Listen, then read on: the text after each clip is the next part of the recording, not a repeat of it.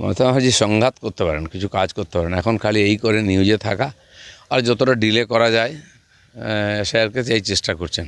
এতে কার কী লাভ হবে? উনি বুঝতে পারছেন যে যত ভুয়ো ভোটার ছিল সব ছাঁটাই হয়ে যাবে, তো ওনার পক্ষে জেতা মুশকিল হয়ে যাবে। সেজন্য শেষ চেষ্টা করছেন, কিন্তু ওই ঝগড়া লড়াই করে কিছু করতে পারবেন না।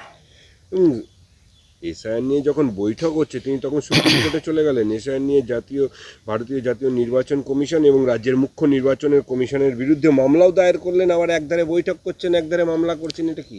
যে কোনোভাবে ওনাটাকে লটকাবার চেষ্টা করছেন যাতে দেরি হয়, ডিলে হয়। তো ঠিক আছে, যা যা প্রশ্ন আছে সে উত্তর তো ওরা দিচ্ছে, এবং সুপ্রিম কোর্ট যা বলে সেটাও নির্বাচন কমিশন মেনে করছেন। কিন্তু এসআইআর তো কমপ্লিট করতে হবে, উনি সেটা করবেন না, খেলবেন না, খেলতে দেবেন না। এই রাজনীতি কদিন চলতে পারে? সারা দেশের মধ্যে পরিবর্তন হয়েছে, পশ্চিমবাংলায় হবে এবারে। যে মাধ্যমিক পরীক্ষা নিয়ে রাজ্য এবং নির্বাচন কমিশনের মধ্যে দোষারোপ চলছেই, তারই মধ্যে শুরু হচ্ছে মাধ্যমিক। এসআইআরের কাজ প্রায় হয়ে গেছে, বেশিরভাগ বিএলও দেখলাম তাদের কাজ জমা দিয়ে দিয়েছেন। সেই জন্য পরীক্ষা নিয়ে কোনো টেনশন নেই, সবই আর মমতা ব্যানার্জিদের তরফ থেকে করানো হচ্ছে ইচ্ছা করে, টেনশন ক্রিয়েট করে একটা বিতর্ক তৈরি করা ছাড়া আর কিচ্ছু না। পরীক্ষার মতো হবে, এসআইআর আগেই কমপ্লিট হয়ে গেছে।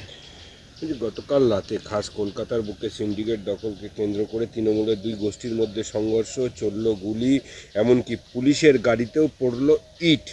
এবং অভিযোগ শাসক দলের নেতা মন্ত্রীর ছত্রছায়াতেই অভিযুক্ত সোনা পাপ্পুর এতই বারবার থানার ঢিল ছোড়া দূরত্ব। দেখুন, পশ্চিমবাংলায় এই গোষ্ঠী সংঘর্ষ, সিন্ডিকেট রাজ, মাফিয়া রাজ, মারপিট, গুলি বন্দুক নতুন কিছু না। পুলিশ প্রত্যেকটা এই গুন্ডাদেরকে চেনে, আর তাদের সঙ্গে এদের স্বার্থ জড়িয়ে আছে। পুরো পার্টিটা এদের উপরে দাঁড়িয়ে আছে, সরকার এদের উপরে দাঁড়িয়ে আছে। পুলিশ প্রশাসনের কাজ হচ্ছে এইসব তোলাবাজি করা আর তোলাবাজিদেরকে আটকানো, সামলানো, তাদের গায়ে যেন ঢিল না পড়ে। তো পুলিশকে মাঝে মধ্যে ঢিল খেতে হয়। এটা মোটামুটি একটা শেষ পর্যায়ে চলে এসছে, টিএমসির বিসর্জনের সময় এসে গেছে।